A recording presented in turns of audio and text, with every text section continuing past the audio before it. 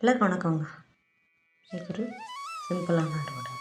First பார்த்தீங்கன்னா long beans பார்த்தீங்கன்னா ஒரு 2, 3 தான் இருக்குது. அதுவும் தொட்டியில் மடங்கிட்டே பார்த்தீங்கன்னா சுருட்டிடுச்சு பாருங்கள். அதுக்கப்புறம் பார்த்தீங்கன்னா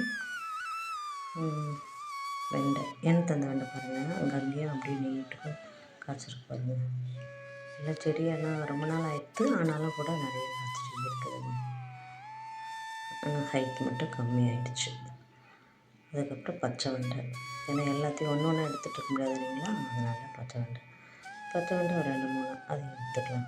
அதுக்கப்புறம் பார்த்திங்கன்னா இந்த கொடி அவரை இப்போ நிறைய காய்ச்சிட்ருக்கு, உங்களுக்கு தெரியும். நான் அப்பப்போ பார்த்திங்கன்னா 4 கிலோ 6 கிலோ அந்த லெவலுக்கு பறிக்கிறேன்.